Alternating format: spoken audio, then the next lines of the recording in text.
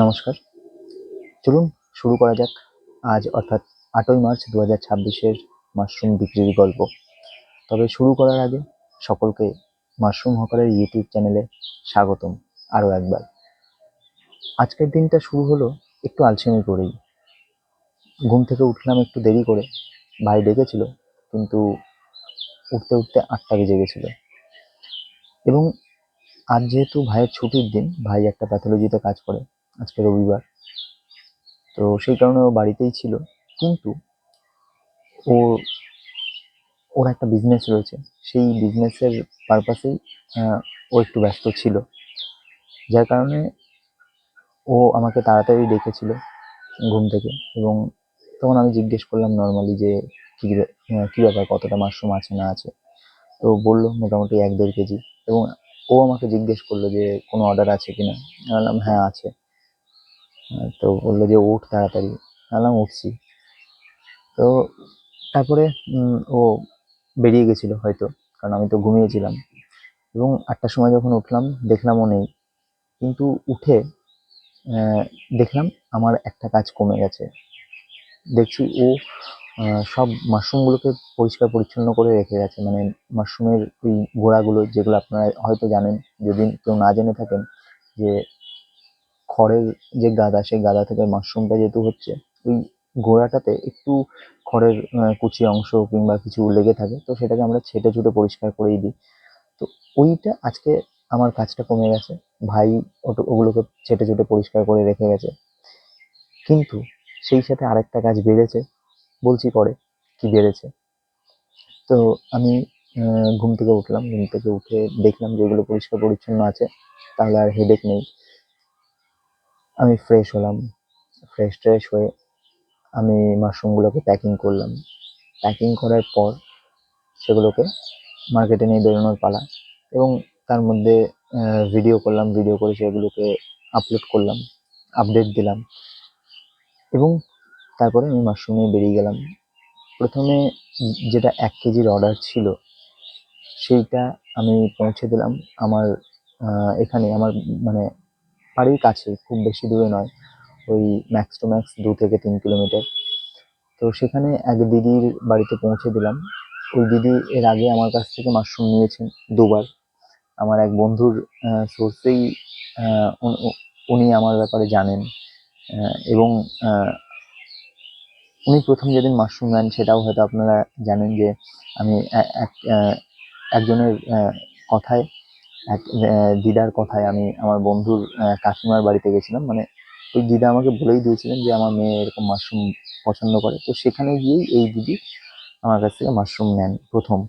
এবং তারপরে আরও একদিন নিয়েছেন, মাঝে একদিন নিয়েছিলেন ৫০০ গ্রাম না ১ কেজি, সম্ভবত, আমার এক্স্যাক্ট মনে পড়ছে না।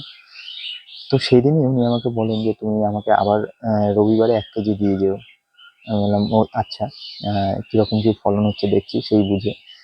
তো মাঝে গত ২-১ দিন তো ফলন সেরকম ভালো হয়নি। আজকে দেখলাম বেশ কিছুটা হয়েছে। ওই কত ১ কেজি, ১.৫ কেজি, হ্যাঁ ওই মোটামুটি ২ কেজির কাছাকাছি। তো ওনাকে প্রথমে মাশরুমটা দিলাম। এবং ওনার বাড়ির পাশেই এর আগের দিন আরও একজন দিদি মাশরুম নিয়েছিলেন। তো উনিও বলেছিলেন নেবেন, কিন্তু কোনো কারণবশত আজকে উনি নিতে পারলেন না। তো আজকে যেটা হয়েছিল, আমি ওনার বাড়িতে যখন মাশরুমটা ডেলিভারি করতে যাই, সেখানে গিয়ে আমি ওনার বাড়িতে না ঢুকে অন্য একটা বাড়িতে ঢুকে গেছিলাম। তো প্রথমে উনি বললেন যে না, আমি তো মাশরুম নেবো না, আমি তো অর্ডার করিনি।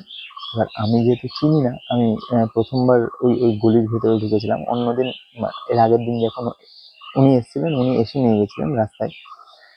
তো আজকে ফোনেও পাইনি, এবং ডিরেক্ট ওই পাড়াতে গিয়েই জিজ্ঞেস করি যে এরকম ব্যাপার, মাশরুম নিয়েছিলেন এই পাড়াতে এর আগের দিন, তো কোন বাড়িটা। তো উনি একটা বাড়ি বললেন, এক দিদি। তো সেই বাড়িতে গেলাম। সেই বাড়িতে যাওয়ার পর বলছে না, আমি মাশরুম তো আমি অর্ডার করিনি। বললাম তাহলে কি হলো ব্যাপারটা। তখন বলছে কে অর্ডার করেছিল। আমি বললাম যে এরকম এরকম ব্যাপার। তখন ওই বাড়ির যেই মহিলা ছিলেন দিদি, উনি আমাকে বললেন যে না, আমার পাশের বাড়ি যাও। তো তখন গিয়ে পাশের বাড়িতে মাশরুমটা দিলাম ১ কেজি। এবং তারপরে ওই ওই আরও একজন যিনি নেবেন বলেছিলেন, তো উনি তো নিলেন না। ওনার বাড়ি গেলাম। তারপর আমার কাছে পড়ে থাকলো আরো 3টে প্যাকেট 250 গ্রামের। আর আমি প্রথমে ফোন করলাম আমার পাড়ার এক দাদাকে। সেই দাদাকে ফোন করে বললাম যে মাশরুম আছে নিবি?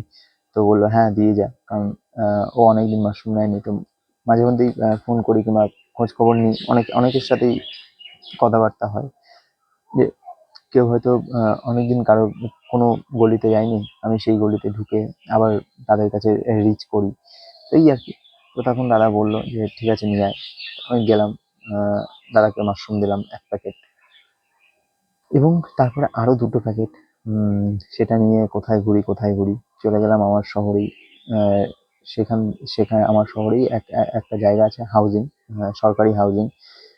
সেখানে গেলাম, সেখানে গিয়েও ওখানেও আমার কাছ থেকে হামেশাই মাশরুম নেয়, কিন্তু লাস্ট একদিন গেছিলাম, সেদিন আমি ওখানে ওই যে একজন আছেন উনি মাশরুম আমার কাছ থেকে নিতেই থাকেন।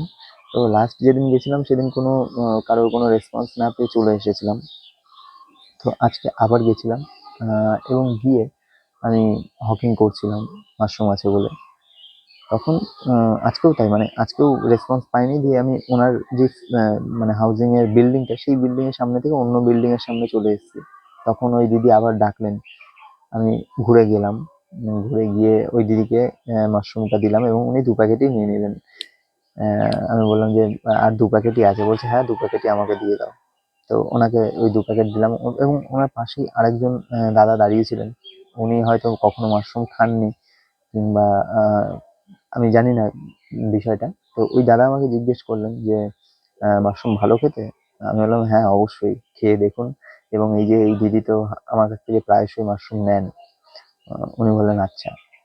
এবং ঠিক সেই মুহূর্তেই ওই হাউজিং এ আমি যে স্কুলে পড়াশোনা করতাম, সেই স্কুলের এক টিচার, আমাদের শিক্ষক, সেই স্যার আমাকে আহ, ওনার ব্যালকনি থেকে ডাকলেন যে সুবীর এদিকে এসো। তো আমি তো বুঝতেই পেরেছিলাম যে স্যার হয়তো মাশরুম নেওয়ার জন্যই ডাকছে, কিন্তু আজকে মানে কি বলবো যে উম, দুর্ভাগ্যবশত আহ, স্যারকে মাশরুম দিতে পারলাম না। তো যাই হোক আমি সেখানে গেলাম, এবং যাওয়ার পর স্যার নেমে এলেন। স্যার নেমে এসে বলছে আমাকে 1 প্যাকেট দাও। তো স্যারকে আমি দুঃখের সহিত জানালাম যে স্যার আজকে তো আর দিতে পারছি না, তবে আমি অবশ্যই কালকে কতটা কি হচ্ছে তার উপর ডিপেন্ড করে আমি আপনাকে মাশরুম দিয়ে যাব। তো এই ছিল আজকে মাশরুম বিক্রির গল্প। তারপরে বাড়ি এলাম। বাড়ি এসে আমার এক বন্ধুর বাড়ি গেলাম। ওরও আজকে ছুটি, আজকে রবিবার। তো তখন আমাকে আমার শহর থেকে এক দিদি ফোন করলেন। উনি আমাকে কিছুদিন আগে ওনাকে একবার মাশরুম দিতে গেছিলাম, তো উনি বলেছিলেন যে তুমি 3 তারিখে এসো।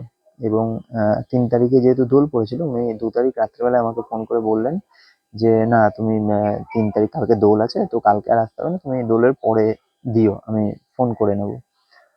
তো আজকে আবার ওই দিদি ফোন করেছিলেন এবং বললেন। তো ওই দিদিকে আমি দেখি কালকে, আশা করছি হবে। তো কালকে আমার ওই স্যারকে এবং ওই দিদিকে, যেই দুজন আমাকে ফোন করেছিলেন, সেই দুজন মানুষকে আমি কালকে মাশরুমটা ডেলিভারি করে দেবো। আর তাছাড়া তারপরে বাড়িতে এসে হুম ওই বলেছিলাম যে আহ, আমার একটা কাজ বেড়ে গেছিল, মনে পড়ে গেল। তো বাড়িতে এসে তারপর আমি এবং ওই বন্ধুর সাথে আমি গেছিলাম হচ্ছে একটু ব্রেকফাস্ট করতে। উম, আমাদের পাশেই একটা নানপুরির দোকানে, সেখানে গিয়ে আমরা 2 বন্ধু নানপুরি খেলাম। এবং তারপর বাড়ি এলাম। বাড়ি এসে আমি মাশরুমে জল দিলাম, মানে বেসিক্যালি সকাল ফার্স্ট মর্নিং এ যেই মাশরুমে যে জল দেওয়ার বিষয়টা, সেই কাজটা আমার ভাই করে থাকে। কিন্তু আজকে ওই কাজটা আমিই করেছি, যেহেতু ভাই ব্যস্ত ছিল, তো সেটা আমাকে করতে হয়েছে। আহ, এবং তারপরে আমি আবার আহ, বন্ধুদের সাথে আজকে বেসিক্যালি যেহেতু রবিবার, সবারই ছুটির দিন, আমার যেই বন্ধুরা আর কি রয়েছে, আহ, তো ওদের সাথে গিয়ে আড্ডা মারলাম। মাঠে মাঠে গিয়ে আমরা অনেকক্ষণ আড্ডা মারলাম, দাবা খেললাম। এবং আমার আর এক বন্ধু, তার সাথেও ওখানে দাবা খেলার আগে একবার দাবা খেলেছি। এবং তারপর বাড়ি এলাম, স্নান ধান করলাম, ফ্রেশ হলাম। আবার দুপুরে মাশরুম দিলাম, এবং দুপুরে মাশরুমে জল দিলাম। এবং সেই জল দিয়ে তারপরে এই ভিডিও করা, আপনাদের আপডেট দেওয়ার জন্য। তো আজকের দিনটা মোটামুটি এইরকম ভাবেই কাটলো আপাতত। বাদ বাকি আর তো সেরকম কোনো আপডেট নেই। আপনারা জানাবেন যে এই প্রতিদিনের ছোট ছোট গল্পগুলো, বিভিন্ন রকম ভালো লাগার মুহূর্ত, বিভিন্ন রকম খারাপ লাগার মুহূর্ত তৈরি হচ্ছে, সেগুলো আপনাদের কেমন লাগছে, কিংবা আপনাদের সাথে রিলেট করছে কিনা এরকম কোনো ঘটনা যদি আপনাদের সাথে রিলেট করে, কমেন্ট করে অবশ্যই জানাবেন। কোনো অসুবিধা নেই, ভালো লাগবে আমার। এবং সবার সাথে কথাবার্তা বলতে পারলেও বেশ ভালোই লাগবে। এই আর কি, বাদ বাকি আর কি। বা আপনারা সকলে ভালো থাকুন, সুস্থ থাকুন, মাশরুম খেতে থাকুন, চলতে থাকুক আমাদের মাশরুম অভিযান।